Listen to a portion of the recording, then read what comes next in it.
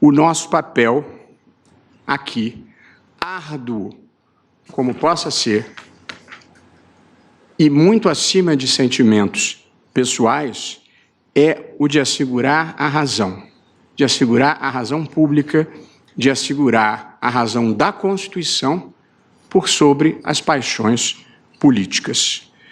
Também queria deixar claro, logo ao início do meu voto, que o Supremo Tribunal Federal não funciona aqui como uma nova instância de julgamento, uma quarta instância do julgamento que se iniciou na 13ª Vara Criminal de Curitiba e passou pelo Tribunal Regional da 4ª Região.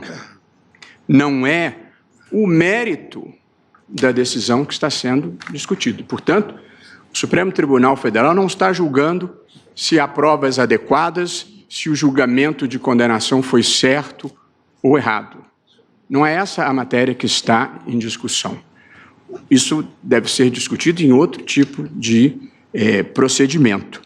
O que nós estamos analisando aqui é um habeas corpus impetrado contra uma decisão da 5ª Turma do Superior Tribunal de Justiça, como frisou o ministro Luiz Edson Fachin, que, em cumprimento da decisão, em cumprimento da orientação do Supremo Tribunal Federal, determinou que, após a condenação em 2º grau de jurisdição, a decisão poderia ser prontamente executada. Portanto, como frisou o ministro Alexandre de Moraes, é preciso, de fato, saber se esta decisão do Superior Tribunal de Justiça contém ilegalidade ou abuso de poder, porque esses são os fundamentos que justificam a impetração do habeas corpus constitucional. E, portanto, o ministro Fachin tentou cingir a questão ao que ela verdadeiramente deveria ser: saber se o Superior Tribunal de Justiça cometeu uma ilegalidade ou um abuso de poder ao aplicar a um caso concreto a orientação do Supremo Tribunal Federal. Para parodiar um ilustre ex-integrante desse tribunal, a resposta é chapadamente não. Cumprir decisão do Supremo Tribunal Federal não é, por evidente, cometer ilegalidade e, menos ainda, abuso de poder. Portanto, eu também penso que seria possível, como propôs o eminente relator, parar a discussão aqui, porque esta é verdadeiramente a matéria do habeas corpus. Porém, por muitas circunstâncias, se tornou inevitável ir um pouco além e debater a questão de fundo. E, portanto, não é possível escapar da discussão de ser ou não ser legítima a execução de condenações criminais depois da decisão de 2º grau, ou seja, depois da decisão dos tribunais de justiça ou dos tribunais regionais federais. E, portanto, eu passo a enfrentar, porque inevitável e previsível, essa questão. Os antecedentes dessa controvérsia na legislação, eles vão lá atrás, como lembrou o ministro Alexandre de Moraes. Desde 1941, se entende pacificamente que é possível. Aliás, na redação do artigo 637 do Código de Processo Penal, o recurso extraordinário, aí entendidos o extraordinário e o especial, não tinham efeito suspensivo. Como, de resto, não tem, até porque esse dispositivo 637 continua lá no Código de Processo Penal e nunca foi retirado, nem considerado não recepcionado e, menos ainda, foi revogado. Apenas a decisão do Supremo, em 2009, modificou o seu sentido e alcance. Mas só para lembrar, portanto, que de 1941 até 2009 se praticou o entendimento de que era possível o cumprimento da pena depois da decisão de 2º grau. Mais do que isso, o artigo 594 do Código Penal impunha o recolhimento à prisão para apelar da decisão de 1º grau. Portanto, por boa parte do período de vigência do Código de Processo Penal e da própria Constituição de 1988, o réu tinha que se recolher preso para apelar da decisão de primeiro grau. Esse dispositivo veio a ser formalmente revogado em 2011 e, de fato, foi atenuado por decisões jurisprudenciais. E, quando em 2011 se introduziu o artigo 283 ao Código de Processo Penal, que basicamente, a meu ver, reproduz a estrutura constitucional dessa matéria, quando veio ao plenário, nas AD6, 43 e 44, essa questão, o Supremo claramente disse que o artigo 283 do Código de Processo Penal não impedia a execução provisória. Portanto, salvo o curtíssimo período entre 2009 e 2016, sempre se entendeu que era possível a execução da decisão, sendo que, na maior parte do período, se entendia que era possível a execução depois da decisão de primeiro grau, e não apenas da decisão de segundo grau. E é muito fácil identificar pelo menos 3 impactos devastadoramente negativos que a interpretação do Supremo Tribunal Federal, a partir de 2009, com diversos votos vencidos, inclusive da ministra-presidente, produziu sobre a realidade fática. A começar, deu-se um poderoso incentivo à interposição infindável de recursos procrastinatórios. Condenou-se a advocacia criminal ao papel, que se o sistema permite ela desempenha, de interpor recurso incabível atrás de recurso incabível para impedir a conclusão do processo e gerar artificialmente prescrições. Essa foi a primeira e devastadora consequência que faz um mal à advocacia. É um erro achar que o direito penal deva ter esse papel de fazer processo durar 5, 10, 15, 20, 30 anos. Não é em nenhum lugar do mundo é assim. E não deveria ser o papel da advocacia. O segundo impacto extremamente negativo foi sobre a seletividade do sistema punitivo brasileiro, do sistema penal brasileiro, que tornou muitíssimo mais fácil prender um menino com 100 gramas de maconha do que prender um agente público ou um agente privado que desviou 10, 20, 50 milhões. Esta é a realidade do sistema penal brasileiro. Ele é feito para prender menino pobre e não consegue prender essas pessoas que desviam por corrupção e outros delitos milhões de dinheiros que matam as pessoas. O desvio mata as pessoas. Gente que morre na fila da saúde, gente que não recebe educação, gente que morre na estrada que não sofreu a reforma, gente que anda enlatada em transportes públicos de má qualidade, tudo dinheiro desviado pela corrupção, e não se consegue pegar essas pessoas e não vai se conseguir se nós mudarmos isso hoje. E, em terceiro lugar, a consequência negativa da decisão de 2009 é o descrédito do sistema de justiça penal junto à sociedade. Pela demora quase perene nas punições e pelas frequentes prescrições, gerando, não é uma sensação de impunidade, é impunidade mesmo. Essa história que tem 750 mil presos, nós prendemos muito e prendemos mal. É um lugar comum, mas é absolutamente verdadeiro. 30% da população carcerária são presos não violentos por delitos associados a drogas, outros tantos presos por furto. Mais de 50% da população carcerária não está presa pelos 2 crimes que afligem a sociedade brasileira, pelas 2 mazelas que afligem a sociedade brasileira: violência e corrupção. Por violência tem um tanto preso por roubo, um número bem menor preso por homicídio e uma quantidade presa por estupro. Por corrupção, não tem nem estatística, dá menos de 1%, dá 0, alguma coisa por cento. Portanto, nós não prendemos os verdadeiros bandidos no Brasil.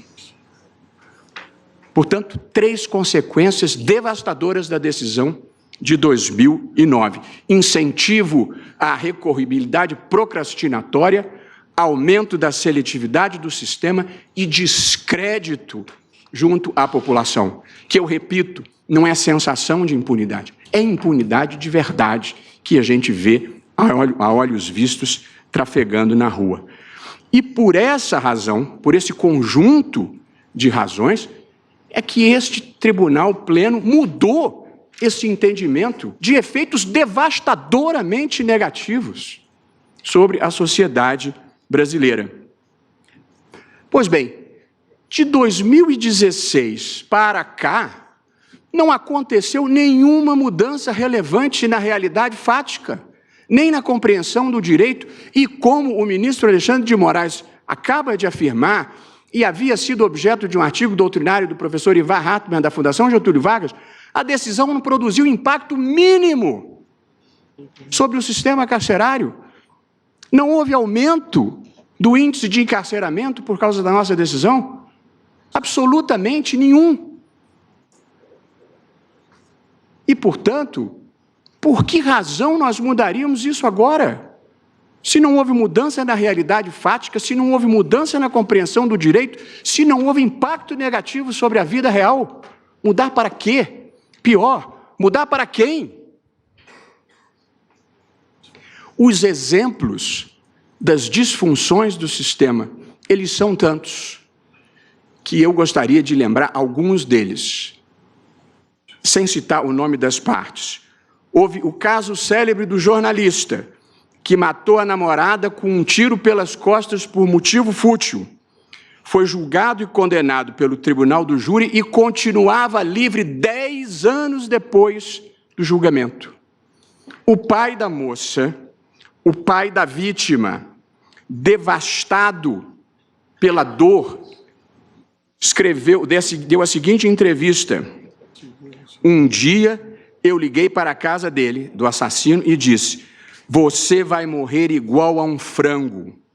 Eu vou cortar o seu pescoço. E prossegue o pai da moça, da vítima: eu sonhava em fazer justiça por mim mesmo. Era só pagar R$5.000 a um pistoleiro.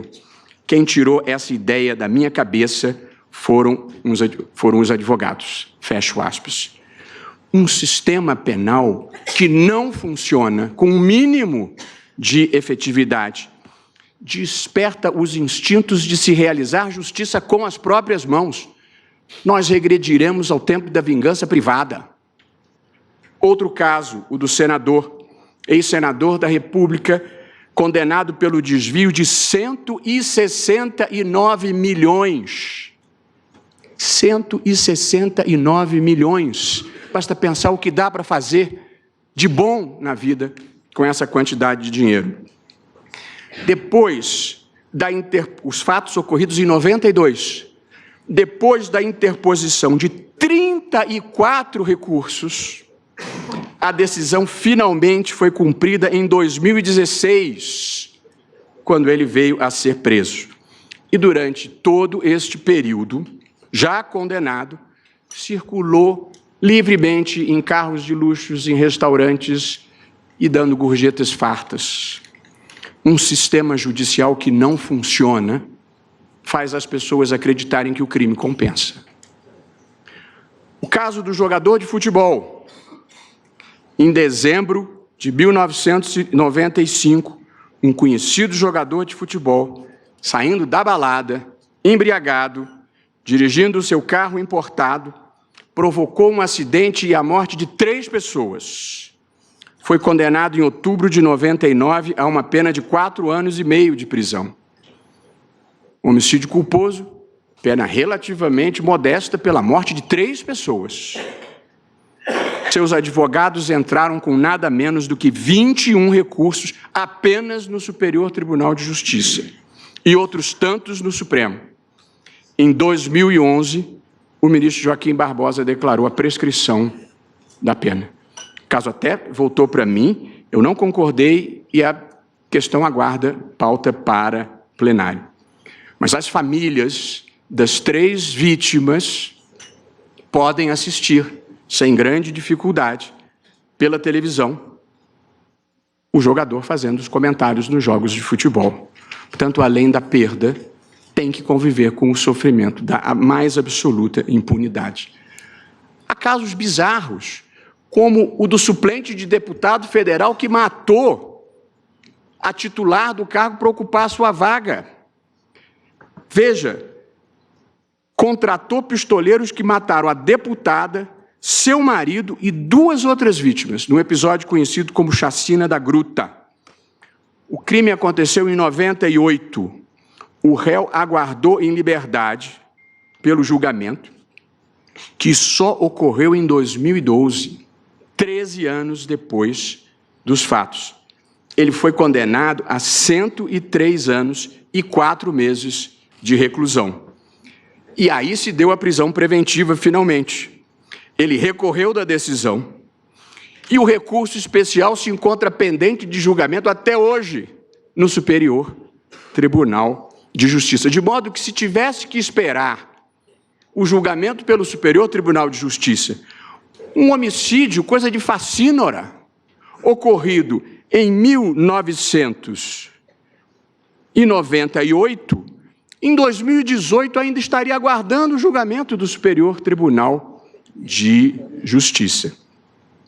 E aqui 2 conclusões que eu acho imprescindíveis se tirar desse caso. Uma nós já resolvemos na primeira turma, que é o entendimento de que condenação pelo tribunal do júri tem execução imediata.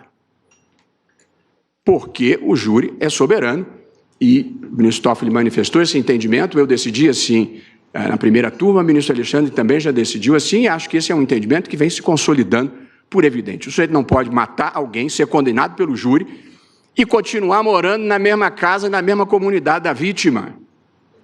É uma vergonha, é uma afronta ao senso mínimo de justiça de qualquer pessoa. A justiça, eu penso, está para a alma como a alimentação está para o corpo. A gente tem que ser capaz de saciar essa demanda. Não é com espírito punitivo, sou contra vingadores mascarados, sou contra punitivismos em geral, é preciso cumprir o devido processo legal e respeitar o direito de defesa. Mas isso é muito importante se estabelecer no Brasil, porque as palavras perderam o sentido. Devido processo legal não é o que não acaba nunca. E garantismo não significa que ninguém nunca é punido por coisa nenhuma, não importa o que tenha feito. E, portanto, é preciso restabelecer o sentido de devido processo legal e o sentido do que seja garantismo. Depois veio o caso da missionária Dorothy Stang, missionária norte-americana morta aos 73 anos por pistoleiros a mando de um fazendeiro da região. Em 2005, o júri se realizou em 2013, com muitas idas e vindas, e aí se deu a condenação em primeiro grau. Porque se não tivesse sido preso preventivamente, estaria solto até hoje. E, portanto, um sistema de justiça criminal que não funciona desmoraliza o Brasil perante a comunidade internacional também. Ministro Luiz Roberto. Pois não? Eu comungo de todas essas manifestações de Vossa Excelência.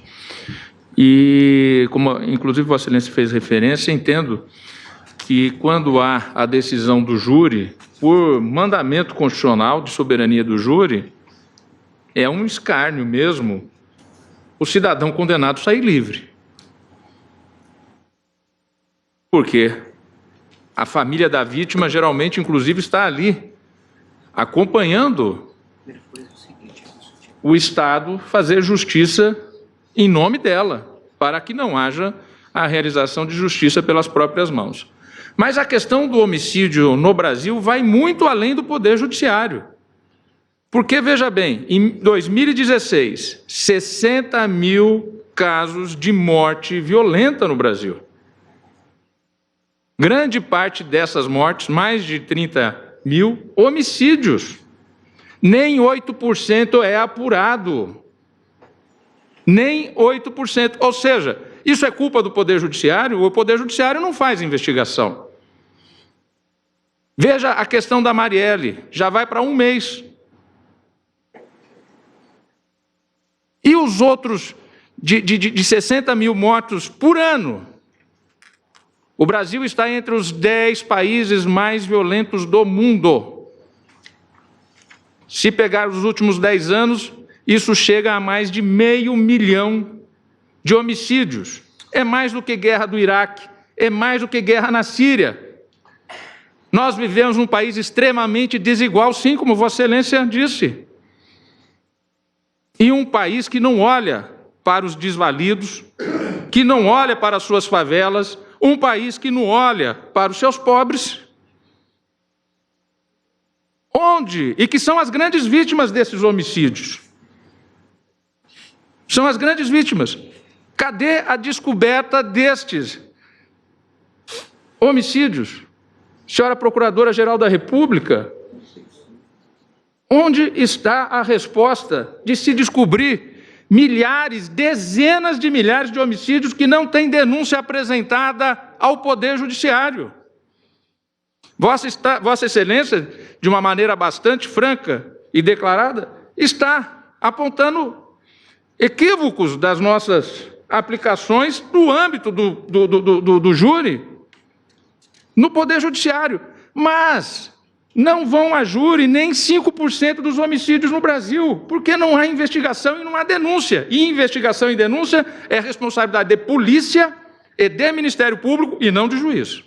Muito obrigado, ministro Dias Toffoli. Eu agradeço. Vossa Excelência me permite afirmar que eu entendo a indignação até que é de todo brasileiro, mas o que é grave para nós, a parte que nos cabe, é exatamente o que vem de dizer o eminente relator ao afirmar que os que já chegaram ao Poder Judiciário não vão a júri no tempo devido, ou quando vão, não tem o cumprimento da decisão.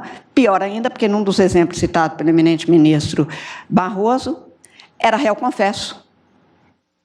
Confessou que matou a menina com um tiro por trás, foi a júri depois de muito tempo e saiu de lá ainda sem cumprir. Exatamente por isso eu acho a referência importante, como Vossa Excelência. A observação do ministro Toffoli é totalmente pertinente e extremamente relevante. O número de homicídios no Brasil, eu até estudei isso com uma palestra ontem no ILANUD, que é Instituto para a América Latina para Prevenção, são 66 mil homicídios. O Brasil é o país de maior número de homicídios no mundo, não é um dos 10 nesse momento, é mais do que a guerra da Síria. É impressionante. E como observou o ministro Dias Toffoli, são pobres, negros e geralmente morte violenta por arma de fogo. É uma tragédia brasileira. E acho que é preciso reequacionar o problema da polícia com aparelhamento, com treinamento, dando dignidade, dando apoio. O Brasil ainda trata a atividade policial como se fosse uma atividade menor. O juiz é muito importante, o promotor é muito importante, a polícia é um equívoco. E, portanto, eu acho que tem que ter a mesma distinção e a mesma dignidade para que se possa cobrar da polícia. Mas, neste momento, eu não estou propriamente tratando do problema da polícia. Portanto, eu estou enfrentando as mazelas do próprio judiciário. Uma delas nós decidimos na primeira turma, 3 semanas atrás, o caso do propinoduto do Rio de Janeiro. Um grupo de fiscais da Fazenda, liderados pelo subsecretário adjunto, entre os anos de 99 e 2002, desviaram 34 milhões de dólares para contas na Suíça. Confirmando um pouco as dificuldades de investigação brasileiras, nós ficamos sabendo do desvio porque o banco na Suíça achou que tinha alguma coisa errada e mandou avisar as autoridades brasileiras. Na época, portanto, um dinheiro correspondente a 100 milhões de reais, desviados por um grupo de fiscais. Os fatos ocorreram entre 99 e 2002. A sentença condenatória de primeiro grau foi em 2003, célere como a vida deveria ser. A sentença de o acordo no segundo grau demorou um pouco mais e foi de 2007, eram muitos réus. Mesmo assim, em 2007 houve a condenação. O recurso especial de um dos principais condenados só veio a ser definitivamente julgado após terceiros embargos de divergência incabíveis, embargos de declaração, em 2016. Portanto, 9 anos depois da decisão de segundo grau, o Superior Tribunal de Justiça julga a matéria e declara prescritos, por evidente, quase todos os crimes: evasão de divisas, prestação de declaração falsa à autoridade fazendária e associação criminosa. Só sobrou lavagem de dinheiro. E aí o Superior Tribunal de Justiça mandou executar prontamente, houve uma cautelar já no Supremo suspendendo a execução, a segunda turma restabeleceu a execução. Mas vejam, fatos ocorridos em 99 a 2002, em 2018, nós julgamos, a decisão do STJ ainda vai transcorrer o recurso extraordinário. Ou seja, quem sustenta que tem que esperar o trânsito em julgado, tem que ter em mente que o crime ocorrido entre 99 e 2002, em 2018 ainda não vai ter sido julgado. E um último exemplo que estava no jornal ontem, e é precisamente o caso que marcou a virada jurisprudencial do Supremo. O jornal O Globo de ontem, em matéria da jornalista Cleide Carvalho, expôs a história do fazendeiro, que foi o pivô da virada da jurisprudência em 2009. Em 91, numa feira agropecuária, por ciúme, por motivo fútil, deu 5 tiros em um jovem de 25 anos. Foi julgado pela primeira vez pelo Tribunal de Júri, foi anulado. Em março de 2001, 10 anos depois do fato, ele foi condenado à pena de 7 anos e 6 meses, por ter dado 5 tiros em um jovem. Deixando de lado a pena risível para um homicídio, o fato é que o Tribunal de Justiça determinou o cumprimento da pena, mas aí houve recursos para o STJ. A partir daí, como é rotina para quem tem dinheiro para pagar advogado e impedir a realização da justiça, ele recorreu ao Superior Tribunal de Justiça sucessivamente. O processo passou por 3 ministros até que a ministra Maria Tereza Assis Moura, a excelente ministra Maria Tereza Assis Moura, finalmente rejeitou o recurso especial. Houve embargos de declaração e outros embargos de declaração.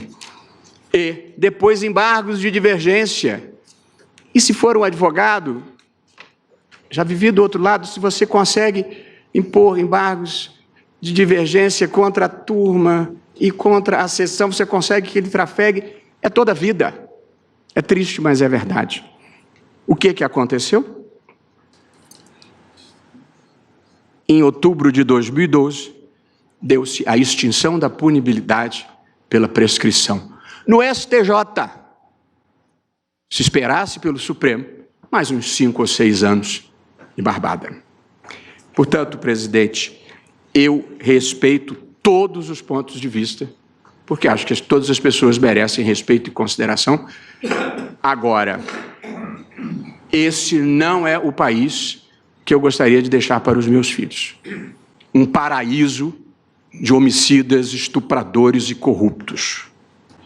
Eu me recuso a participar, sem reagir, de um sistema de justiça que não funciona. E quando funciona, é para prender menino pobre, geralmente primário e de bons antecedentes.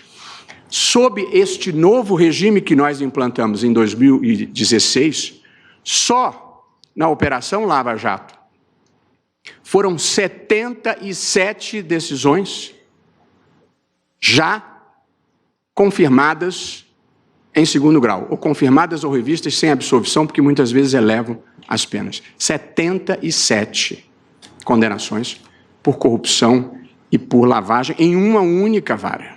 Portanto, presidente, se nós voltarmos atrás, essas transformações que nós finalmente estamos conseguindo no Brasil, com atraso, mas não tarde demais, elas vão regredir.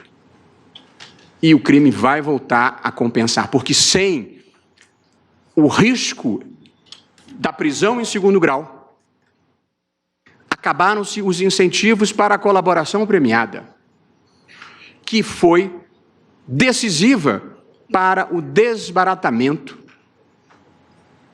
desta corrupção sistêmica que existe no Brasil. Porque a corrupção, sobretudo quando envolve a lavagem de dinheiro, ou ela tem ajuda de alguém que conhece o esquema de dentro, ou você não consegue desvendar. Portanto, acabar com o estímulo à colaboração premiada é dar um incentivo à corrupção, é voltar a ser como sempre fora. Não foram pequenas falhas individuais, eram esquemas profissionais de arrecadação e de distribuição por anos. Não é fenômeno de um governo, nem de uma pessoa. E a última coisa que me ocorre é fulanizar. É que nós criamos um modo de fazer política e de fazer negócios no Brasil baseado nesta impunidade. Como é que o esquema funciona? Funciona assim: o agente político relevante nomeia o dirigente de empresa estatal ou o ministro de Estado com metas de desvio de dinheiro. Esse passou a ser o modo normal de se fazer política e de se fazerem negócios no Brasil. Não há um contrato administrativo relevante que não tenha alguma coisa desse gênero. E quando não é isso, é propina para o financiamento da Caixa ou do BNDES, ou propina para colocar dispositivo em medida provisória, ou CPI para achacar as pessoas. Nós criamos um país de ricos delinquentes pela incapacidade do direito penal de acolher qualquer pessoa que ganhe mais do que 5 salários mínimos. E este quadro só começou a se alterar pela mudança de atitude na sociedade, na imprensa, nas redes sociais, nas instituições e na própria jurisprudência do Supremo, com esta mudança que nós fizemos em 2016.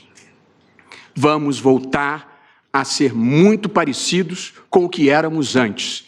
Um país feio e desonesto, que dá os incentivos errados e extrai o pior das pessoas.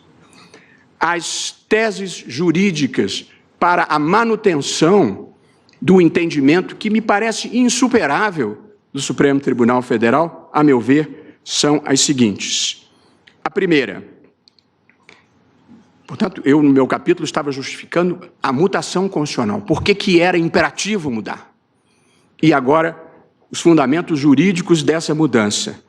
A ordem constitucional brasileira não exige o trânsito em julgado para a decretação de prisão. Não exige, nunca exigiu. O que se exige é ordem escrita da autoridade competente. Portanto, veja-se o que diz o artigo 5º, inciso 67 da Constituição. Ninguém será considerado culpado até o trânsito em julgado da sentença penal condenatória. E diz o inciso 61, que vem antes: ninguém será preso, senão em flagrante delito ou por ordem escrita e fundamentada da autoridade judiciária competente. Tanto um diz ninguém será considerado culpado e o outro diz ninguém será preso. Portanto, o pressuposto para a decretação da prisão no sistema constitucional brasileiro não é o esgotamento dos recursos com o trânsito em julgado. O pressuposto é a ordem escrita e fundamentada da autoridade competente. Portanto, o que a Constituição diz é que prisão é uma matéria de reserva de jurisdição. Só o Poder Judiciário, salvo exceções especialíssimas, só o Poder Judiciário é que pode decretar a prisão. E tanto é assim que o sistema admite as prisões processuais sem trânsito em julgado, aliás, sem julgamento nenhum.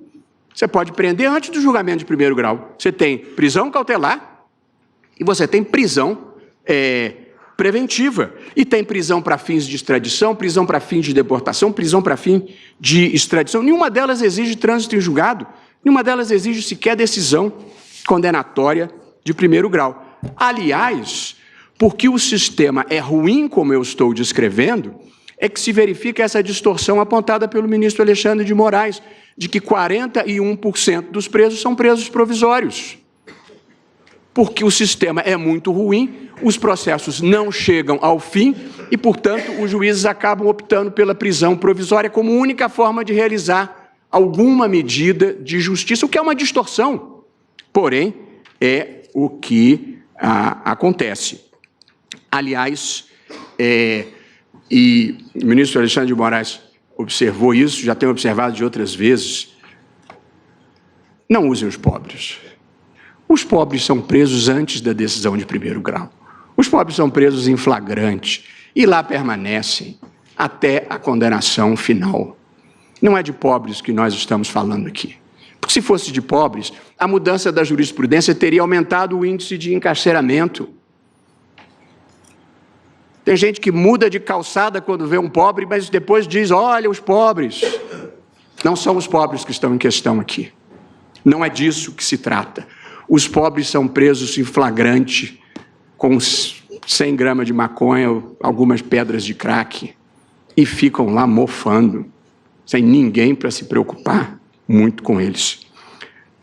Portanto, com todas as vênias de quem pensa diferente, eu considero uma leitura equivocada da Constituição interpretar essas normas como significando que somente se pode prender alguém depois do trânsito em julgado. Nenhuma interpretação jurídica que leve ao absurdo pode ser uma interpretação jurídica legítima e sustentável. Prefiro outra, interpretar de uma forma que conduza ao que é justo, correto e legítimo. E nenhuma declaração de direitos humanos no mundo, nenhuma, exige o trânsito em julgado para a prisão. E eu fiz o levantamento, não vou ler, está no meu voto, a Declaração Universal dos Direitos Humanos não fala em trânsito em julgado. A Convenção para a Proteção dos Direitos do Homem e das Liberdades Fundamentais não fala em trânsito em julgado. A Carta de Direitos Fundamentais da União Europeia não fala em trânsito em julgado. A Carta Africana de Direitos do Homem, idem. A Declaração Islâmica dos Direitos Humanos não exige. O Pacto Internacional dos Direitos Civis e Políticos não exige. A Convenção Americana sobre Direitos Humanos, que é o Pacto de San José da Costa Rica, não exige. Como disse o ministro Alexandre, e eu estou de pleno acordo, a jabuticaba é o contrário. A jabuticaba é o contrário, evidentemente. Interessante é que esta posição foi sustentada pela ministra Ellen Grace quando, do julgamento em 2009, em que ela disse que nenhum país civilizado do mundo exige o trânsito em julgado. O ministro Teori Zavascki repetiu isso no julgamento de 2016, eu repeti, o ministro Gilmar Mendes repetiu, todo mundo. Nenhum país, nenhum exagero, praticamente nenhum país civilizado do mundo adota esse critério. E os poucos que adotam não deixam o processo levar 5, 10, 15 anos. Processo tem que levar 6 meses, 1 ano, 1 ano e meio se for muito complexo. Nós nos acostumamos com um patamar absurdo de normalidade, com esta sucessão de recursos procrastinatórios que fazem com que o sistema oscile entre o absurdo e o ridículo. O sistema processual penal brasileiro produz cenas de terceiro-mundismo explícito. São indecorosas. E nós precisamos enfrentar isso com coragem e com a capacidade de interpretar o que faz um país melhor. De novo, nós não estamos julgando aqui, e eu não estou falando sobre o caso concreto, se é justo ou injusto, se a condenação foi procedente ou improcedente. Não é isso que está sendo discutido. Nós estamos discutindo, como proposto no habeas corpus, e só poderia ser assim, a discussão de uma tese jurídica. E a tese jurídica é esta que eu estou expondo. Portanto, a primeira tese jurídica que confirma a nossa decisão, a Constituição não exige, e nenhuma declaração de direitos humanos exige. Em segundo lugar, a presunção de inocência sempre foi tratada e é um princípio e não uma regra absoluta. A regra, como nós sabemos em teoria, há 2 tipos de norma, regras e princípios. A regra, ela define uma determinada conduta e, portanto, ou você segue a conduta e cumpre a norma, ou você não segue a conduta e você descumpre a norma. Portanto, se diz, em jargão jurídico, são comandos definitivos, ou tudo ou nada. Ou a norma foi cumprida ou a norma foi violada. Com os princípios não se pá. Portanto, a regra diz, não roubarás. Se roubar, violou a regra. Princípio é diferente. Princípio prevê um estado ideal, um bem jurídico ideal a ser alcançado, como justiça, como devido processo legal, como eficiência, como dignidade da pessoa humana. Não é a descrição de uma conduta. E, portanto, num sistema jurídico, num sistema constitucional, convivem diversos princípios e diversos valores. A liberdade é um princípio, a presunção de não culpabilidade é um princípio. Existem inúmeros princípios. A característica própria dos princípios é que, como existem diversos princípios e eles vivem em tensão entre eles, os princípios você não aplica na modalidade tudo ou nada. Ou você procura harmonizá-los, quando possível, mediante concordância prática, ou você tem que ponderar os princípios, fazendo concessões recíprocas entre eles e, eventualmente, escolhas. Ponderar significa pegar normas que protegem valores diferentes e atribuir pesos a essas normas em função da realidade fática. Quais são os princípios que estão em jogo na nossa discussão aqui? De um lado, está em jogo o princípio da presunção de inocência ou o princípio da não culpabilidade, que é muito importante e está lá na Constituição. De outro lado, está um outro valor constitucional, que é a efetividade mínima do sistema penal. Porque a efetividade mínima do sistema penal abriga valores importantes, como a realização da justiça, a proteção de direitos fundamentais, a proteção do patrimônio público, a proteção do patrimônio privado, a probidade administrativa. Portanto, quando você tem um sistema punitivo, não é a ideia de punição que você pondera com a presunção de inocência. É o conjunto de valores imprescindíveis para a vida civilizada que você protege tendo um sistema punitivo. Todas as sociedades democráticas e civilizadas têm um sistema punitivo. É para fazer o mal? Não. É para fazer o bem. É para proteger os direitos fundamentais. É para proteger a próxima vítima. É para proteger o patrimônio público. É para proteger a probidade administrativa.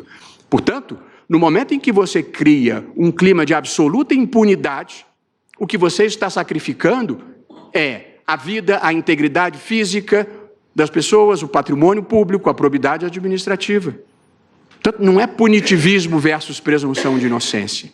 São muitos direitos e valores versus presunção de inocência. Porque um sistema em que os processos se eternizam, gerando longa demora até a punição adequada, prescrição e impunidade, constitui evidente proteção deficiente daqueles valores de direitos fundamentais, de probidade administrativa e patrimônio público. Eu repito, um sistema penal desmoralizado não serve a ninguém, não serve à sociedade, não serve ao Poder Judiciário e não serve para a advocacia. Por fim, mesmo para quem ache que o princípio da presunção de inocência impede, do ponto de vista constitucional, a execução depois do segundo grau, mesmo para quem entenda isso, eu acho que a prisão se impõe, porque depois da condenação em segundo grau, já não há mais dúvida acerca da autoria e da materialidade, e a execução da pena se torna uma exigência de ordem pública para a preservação da credibilidade do Poder Judiciário. Alguém condenado em segundo grau por roubo ou por estelionato, ou, como se considera aqui no Brasil, não são crimes violentos, corrupção ativa, corrupção passiva, peculato, lavagem, fraude em licitação, nada disso é crime violento. É esse o povo que se quer colocar na rua, para deixar o lugar ocupado pelos meninos da maconha. Então, esses crimes são considerados não violentos que não justificam a prisão preventiva. E aí, o sujeito que roubou 100 milhões frequenta os mesmos restaurantes de gente que passou o dia trabalhando. Se alguém acha que não viola um sentimento mínimo de justiça, uma situação como essa, as pessoas podem ter, evidentemente, noções diferentes do que seja justiça. Portanto, um dos fundamentos para a prisão preventiva previsto no artigo 312 é a garantia da ordem pública. E eu considero que a credibilidade da justiça integra o conceito de ordem pública que deve ser adotado. A demora na aplicação indefinida de sanções proporcionais abala o sentimento de justiça da sociedade e compromete a respeitabilidade das instituições judiciais. Punir alguém 5, 10, 15, 20 anos depois do fato, talvez seja até injusto. 20 anos depois a pessoa já é outra, já mudou os seus valores. O sistema é totalmente absurdo e frustra. O sistema penal brasileiro frustra o principal papel do direito penal, que é o de papel de prevenção geral. É as pessoas não delinquirem pelo temor de que lhes aconteça alguma coisa negativa. Este papel o direito penal não desempenha no Brasil. Essas pessoas não têm medo de nada, tanto que 3 anos depois da Operação Lava Jato, continuam atuando da mesma forma. Essas pessoas ainda não se deram conta de que a gente precisa de um outro país e que a gente está vivendo um momento de refundação e que nós vamos frustrar a sociedade brasileira se nós dissermos que o modelo antigo é que era bom. Segundo os dados da Assessoria de Gestão Estratégica do Supremo, entre 1º de janeiro de 2009 até meados de 2016, haviam sido apresentados 25.707 recursos extraordinários ou agravos em recursos extraordinários em matéria criminal. Desse total, foram acolhidos 2,93%. Já é um número bem baixo, mas há uma informação mais interessante. A maior parte dos 2,93% acolhidos foram recursos da acusação, para agravar a situação do réu, e não para melhorá-la. A estatística favorável aos réus é de 1,12%. Portanto, no Supremo Tribunal Federal, os recursos extraordinários decididos em favor do réu são no percentual de 1,12%. Quando se vai examinar o percentual de absolvições dessas decisões em favor do réu, elas são de 0,035%. Vale dizer, naquele período, em mais de 25.000 recursos extraordinários, houve somente 9 casos de absolvição. E de lá para cá, dessa pesquisa para cá, embora eu tenha feito de uma maneira artesanal a minha assessoria, houve mais 4. Uma ou 2 do ministro Dias Toffoli, uma do ministro Ricardo Lewandowski e uma do ministro Gilmar Mendes. Os outros casos de provimento eram casos que não envolviam a absolvição. Então, veja-se, aguardar o trânsito em julgado de recursos extraordinários produz um impacto de 1,12% em favor da defesa, sendo que apenas 0,035% de absolvições, de modo que subordinar todo o sistema de justiça a índices deprimentes de morosidade e ineficiência para produzir este resultado é uma opção que não passa em nenhum teste de razoabilidade ou de racionalidade.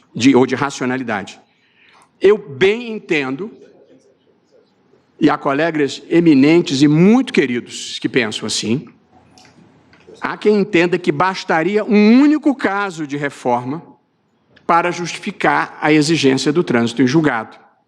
Mas, por essa lógica, nós deveríamos fechar todos os aeroportos, porque, apesar de todos os esforços, há uma margem mínima de acidentes.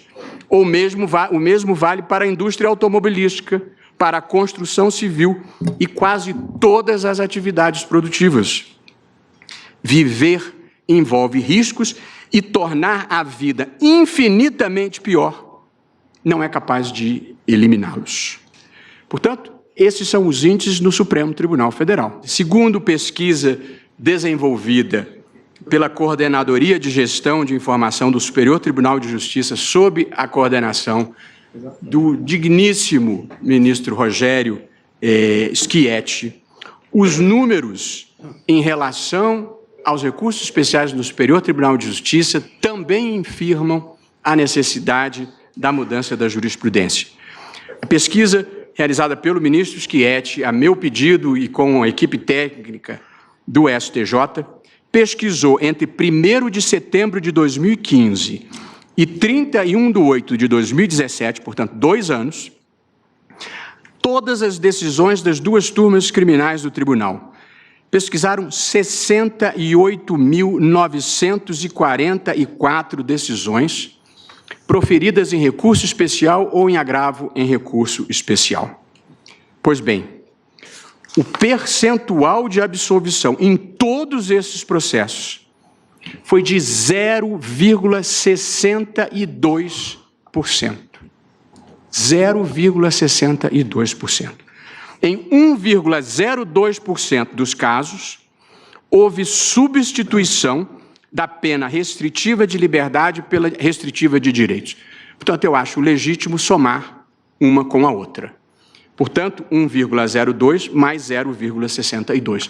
Os outros percentuais envolvem dosimetria, eventualmente progressão de regime, eventualmente mudança de regime. Portanto, a soma dos percentuais nos recursos especiais e agravos em recurso especial no Superior Tribunal de Justiça, a soma dos percentuais de absolvição e mudança de regime de prisão para substituição de direitos é de 1,64, revelando o baixo impacto das decisões em recurso especial do Superior Tribunal de Justiça sobre os réus. E diante desses dados, pedindo todas as vênias a quem pensa diferente, com todo respeito e carinho mesmo, é ilógico, a meu ver, moldar o sistema em função da exceção e não em função da regra, porque eu considero que 1,64% é exceção e não regra. E aqui a ressalva muito importante. Eu bem sei que em habeas corpus, tanto no Superior Tribunal de Justiça quanto no Supremo Tribunal Federal, o percentual de reforma é muito superior a esse que eu estou descrevendo aqui. Aliás, eu queria fazer uma defesa objetiva do Superior Tribunal de Justiça. Há muitos habeas corpus concedidos no Superior Tribunal de Justiça. É que só chega aqui os habeas corpus quando eles não concederam. Portanto, 100% do que chega aqui não foi concedido, porque os que foram concedidos morrem lá. Portanto, não dá para fazer estatística de habeas corpus no STJ olhando que 100% do Supremo não foi concedido, por evidente. Mas, eu repito, em habeas corpus, o percentual de reforma é mais relevante. Mas eu considero que este é um argumento a favor de se manter a jurisprudência do Supremo, porque existe uma válvula de escape, porque os habeas corpus não estão sendo restringidos. E, portanto, se houver algum erro que salte aos olhos, em habeas corpus, eles podem ser solucionados. Portanto, justamente porque há habeas corpus, não há sentido em se exigir o trânsito em julgado ou o julgamento do Superior Tribunal de Justiça, até porque o habeas corpus é muito mais rápido, a menos, e esse evidentemente essa não é evidentemente a motivação aqui, a menos que se esteja apostando na procrastinação. Portanto, faz muito mais sentido decidir essa questão por habeas corpus do que esperando o recurso especial ou esperando, o que eu acho que seria pior ainda, o recurso extraordinário. Por fim, presidente, sobre as prescrições que acontecem nesse sistema, o STJ informa que nesses 2 anos pesquisados, 830 ações penais ou pretensões punitivas prescreveram. E no Supremo Tribunal Federal, no mesmo período, prescreveram 116 casos. Portanto, nos últimos 2 anos, o sistema penal, que movimentou justiça de primeiro grau, justiça de segundo grau, STJ e Supremo, deixou prescrever 1.000 processos. É mais do que a Suprema Corte Americana julgou nos últimos 10 anos. e nós deixamos prescrever. O sistema funciona muito mal. E, portanto, presidente, eu, por todas essas razões, entendo que nós devamos manter a virada jurisprudencial de 2016. Eu não acho defensável, nem juridicamente, nem empírica e pragmaticamente, a mudança de jurisprudência, mesmo para esta solução conciliatória que, com descortínio e boa-fé, o ministro Dias Toffoli propõe. E aqui eu vou dizer por que a mim me parece... mas aqui eu gostaria de apresentar um último elemento estatístico que considero muito relevante, também de pesquisa conduzida pelo ministro Schietti no Superior Tribunal de Justiça. Eu não acho que essa solução seja boa, eu sou contra ela. Gostaria de dizer, eu sou a favor de manter a jurisprudência. Mas, se prevalecer o entendimento de que deva ser a manifestação do Superior Tribunal de Justiça, repito, sou contra, mas se entender isso, se for o caso de alterar a jurisprudência para essa posição intermediária, eu gostaria de trazer a seguinte informação que considero muito relevante. Pesquisa solicitada também por mim produziu o seguinte resultado. A primeira decisão terminativa proferida pelo Superior Tribunal de Justiça, portanto, a minha proposta é, se passar, que seja a STJ, que seja a primeira decisão terminativa do STJ, porque esta se consegue produzir em prazo razoável. O que é muito ruim é que depois desta, aí vem o agravo regimental, depois vem os embargos de declaração, depois vem os embargos de divergência, depois vem os embargos de declaração nos embargos de divergência que não foram conhecidos, e assim vai. Portanto, a minha proposta é, se passar, que seja o Superior Tribunal de Justiça, que seja a primeira decisão terminativa do Superior Tribunal de Justiça. Porque aí, vejam as estatísticas, a primeira decisão terminativa acabou a decisão de que extinguiu o processo. A primeira decisão terminativa em recursos especiais no STJ leva 202 dias, isso é, cerca de 7 meses. Em recursos especiais, 7 meses. Em agravos em recursos especiais, a primeira decisão leva 153 dias, portanto, pouco mais de 5 meses. De modo que, embora eu acho que seja muito ruim, seria um atraso suportável. Mas agora vem a informação que eu considero decisiva para este argumento, que é a seguinte: o percentual de provimento de agravo contra essa primeira decisão é irrisório em relação aos recursos especiais.